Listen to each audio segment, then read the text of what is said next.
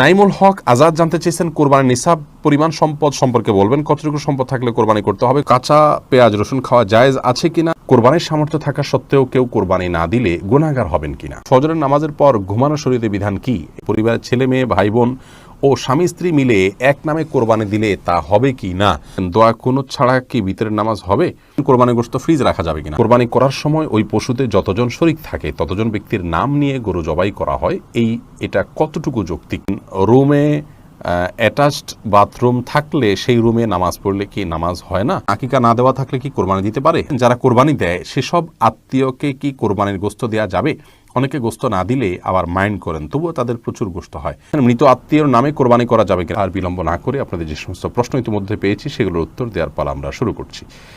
শুরুতে যে প্রশ্ন আমি দেখতে পাচ্ছি ভাই মিজানুর রহমান শামীম, আপনি জানতে চেয়েছেন কোরবানির সামর্থ্য থাকা সত্ত্বেও কেউ কোরবানি না দিলে গুনাহগার হবেন কিনা।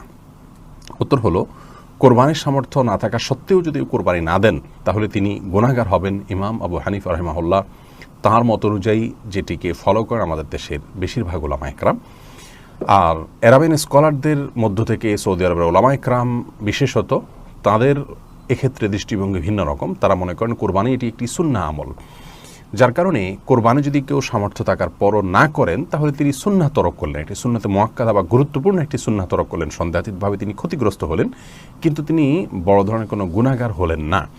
যেমনটি আমাদের দেশের ওলামা ইকরাম মনে করেন ওয়াজিব তরক করার গুনাহগার হবেন সামর্থ্যবান ব্যক্তি কোরবানি না দিলে। আমাদের দেশের ওলামা ইকরামের দলিলটি অত্যন্ত সমৃদ্ধ। এক্ষেত্রে নবী সাল্লাল্লাহু আলাইহি ওয়াসাল্লাম বলেছেন যে ব্যক্তি কোরবানি করার সামর্থ্য রাখে অথচ কোরবানি করলো না, সেই জন্য আমাদের ঈদগাহে না আসে। এবং এই মর্মে কাছাকাছি ধরনের ভাষ্য অনেকগুলো হাদিসে আসছে, যে ভাষ্য থেকে বোঝা যায় যে নবী সাল্লাল্লাহু আলাইহি ওয়াসাল্লাম সামর্থ্যবানদেরকে কোরবানি করতে আবশ্যক করেছেন, আবশ্যিকভাবে নির্দেশ করেছেন, এবং না করলে তার জন্য তিনি সতর্কবাণী দিয়েছেন। অতএব সামর্থ্যবানদের জন্য কোরবানি না করে থাকাটা অনুচিত হবে আমরা মনে করি। যদিও বিপরীত দিক থেকে যারা এটিকে সুন্নাহ মনে করেন তাদেরও দলিল হলো নবী আলাইহিস সালাম বিভিন্ন হাদিসে এটিকে সুন্নাহ বলে অভিহিত করেছেন, ইব্রাহিম আলাইহিস সালামের সুন্নাহ বলেছেন, তো সেই জায়গা থেকে তারা এটিকে সুন্নাহ বলেন। কাঁচা পেঁয়াজ রসুন খাওয়া জায়েজ আছে কিনা রাসেল জানতে চেয়েছেন। জি, অবশ্যই কাঁচা পেঁয়াজ রসুন খাওয়া জায়েজ আছে। কাঁচা পেঁয়াজ রসুন খেলে গুনাহ হবে না, তবে কাঁচা পেঁয়াজ বা রসুন খেয়ে মসজিদে যাবেন না। কাঁচা পেঁয়াজ রসুন খাওয়ার পরে মুখের দুর্গন্ধ দূর করে তারপর মসজিদে যাবেন। এমডি সাইদুর রহমান, আপনি জানতে চেয়েছেন কোরবানি করার সময় ওই পশুতে যতজন শরীক থাকে ততজন ব্যক্তির নাম নিয়ে গরু জবাই করা হয়, এটা কতটুকু যৌক্তিক। ভাই সাইদুর রহমান, কোরবানি যেই কয়েকজন ব্যক্তির তরফ থেকে করা হয় তাদের প্রত্যেকের নাম উল্লেখ করা এটি আবশ্যক নয়। আপনারা যখন 2 জন 5 জন 7 জন বা 6 জন যে কোনো সংখ্যক, সর্বোচ্চ 7 জন, এর ভিতরে যে কোনো সংখ্যক মানুষ একটা পশুতে আপনারা যখন অংশগ্রহণ করছেন এবং প্রত্যেকের একটা নির্দিষ্ট হিস্সা থাকছে, কোনো ভাঙতি হিস্সা থাকছে না, এমন না যে একটা গরুতে 7টা শেয়ার, একটা শেয়ার 2 জন মিলে নিলেন, এরকম কোনো অপশন নেই, সুযোগ নেই। অথবা একটা শেয়ার মিনিমাম 1 জন নিলেন অথবা একাধিক শেয়ার নিলেন। তো যখন এই টাকাটা আপনারা দিচ্ছেন তখন আপনাদের নিয়ত সম্পর্কে আল্লাহ তাআলা ভালো জানেন, যে আপনারা কোরবানির উদ্দেশ্যে করেছেন। এখানে আলাদা করে তাদের নাম উল্লেখ করতে হবে, জপতে হবে, এমনটি আবশ্যক নয়। যদিও কোরবানি করার পর এটি বলা সুন্নাহ যে আল্লাহ, এই কোরবানি যেটি হলো এটিকে অমুক অমুক অমুক ব্যক্তির তরফ থেকে আপনি কবুল করে নিন। এভাবে যদি উচ্চারণ করা যায় ভালো, আর না হলে এভাবে সংক্ষেপে বলা যেতে পারে, আল্লাহ, আমরা যারা এই কোরবানিতে শরীক হয়েছি তাদের সবার তরফ থেকে আপনি এটিকে কবুল করে নিন। আলাদাভাবে নাম জপাটা আবশ্যক নয়, যদিও পরে নাম উল্লেখ করে তাদের তরফ থেকে কবুলের দোয়া করা যেতে পারে এবং মুস্তাহাব, সেটি করলে ভালো। এমডি ওমর ফারুক জানতে চেয়েছেন ফজরের নামাজের পর ঘুমানো শরীয়তে বিধান কি। এটি জায়েজ আছে, তবে অনুত্তম কাজ। নবী করিম সাল্লাল্লাহু আলাইহি ওয়াসাল্লাম দোয়া করেছেন, আল্লাহুম্মা বারিক লি উম্মতি ফি বুকুরিহা, আল্লাহ আমার উম্মতের জন্য সকালের সময়টাতে আপনি বরকত দান করুন। অতএব সকালের সময়টাতে না ঘুমানো উচিত বা উত্তম। কেউ অসুস্থ থাকলে ভিন্ন কথা, বৃদ্ধ হলে ভিন্ন কথা। তবে যদি কেউ ঘুমান, তিনি কোনো বড় গুনাহ করেছেন, অপরাধ করেছেন, এই লেভেলের সমস্যা নয়, অনুত্তম আর উত্তমের বিষয়টি এতটুকু। তাছাড়া নবী সাল্লাল্লাহু আলাইহি ওয়াসাল্লাম সকালে ঘুমাতেন না কখনো, সেজন্য এটি সুন্নাতের খেলাফ।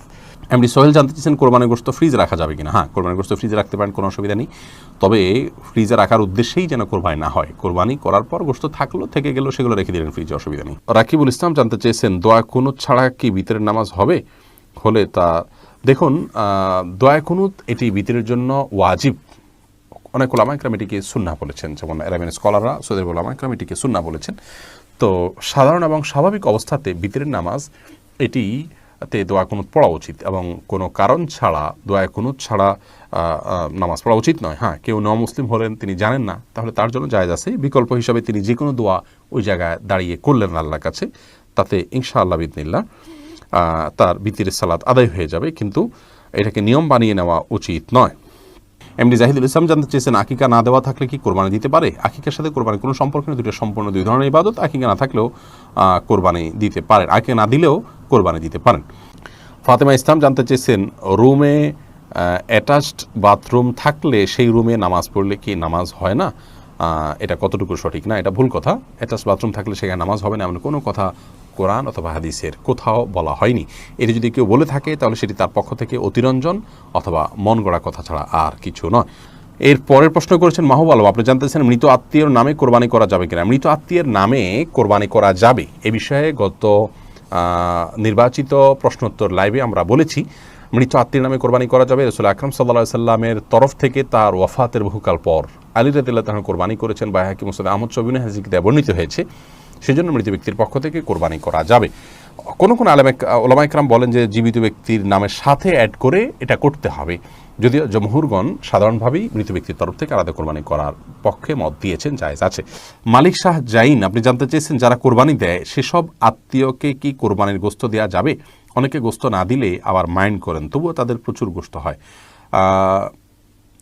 কোরবানি দিলেও তা কাউকে কোরবানির গোশত দেওয়া যেতে পারে, কারণ আল্লাহ রাব্বুল আলামিন কোরবানির গোশত সম্পর্কে কোরআন কারীমের একাধিক জায়গায় বলেছেন যে নিজে খাও এবং যারা অভাবী নন তাদেরকে, অন্য মানুষদেরকেও দাও, যারা অভাবী মানুষের কাছে চায় তাদেরকেও দাও। তার মানে এখানে আত্মীয় স্বজন যারা সলভেন্ট আছেন, আত্মীয়তার বন্ধনস্বরূপ তাদের জন্য কিছু হাদিয়া আপনি পাঠাতে পারেন, এতে কোনো দোষের কিছু নেই।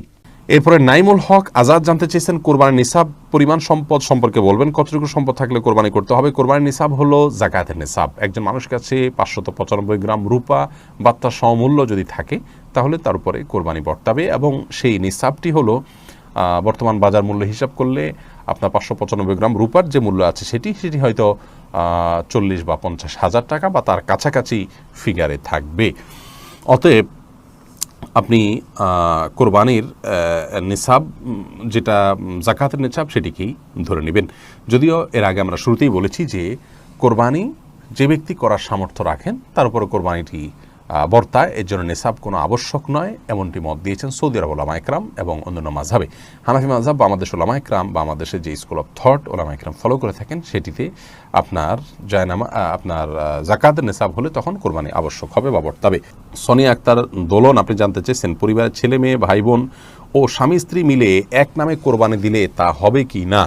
বনসোনিয়া, পুরো পরিবারের তরফ থেকে একটা কোরবানি দিলে যথেষ্ট হবে, এই মর্মে বহু হাদিস পাওয়া যায়। নবী আলাইহিস সালাম সেই সমস্ত হাদিসগুলোকে সামনে রেখে সৌদি আরবের ওলামা ইকরাম বলেন যে গোটা পরিবারের যিনি মূল কর্তা থাকবেন, যার অধীনে যারা থাকবেন একান্নভুক্ত, তার ভরণ পোষণ দিয়ে চলবেন, তাদের সবাই তরফ থেকে তিনি কোরবানি দিলে যথেষ্ট হয়ে যাবে। কারণ বহু হাদিসে নবী সাল্লাল্লাহু আলাইহি সাল্লাম বলেছেন যে আলা কুল্লি আইলাতিন উযহাইয়াতুন, অথবা এই জাতীয় ভাষ্য, যার অর্থ হলো যে প্রতিটি পরিবারের উপরে একটি করে কোরবানি আবশ্যক হয়। যদিও ইমাম আজম ইমাম আবু হানিফা রাহিমাহুল্লাহ সহ অন্যান্য ইমামদের মত হলো এক্ষেত্রে যে না, প্রত্যেক সামর্থ্যবান ব্যক্তি তার তরফ থেকে কোরবানি দিতে হবে, যার কাছে যাকাত দেওয়ার মতো সম্পদ আছে তার তরফ থেকে কোরবানি তিনি দিবেন।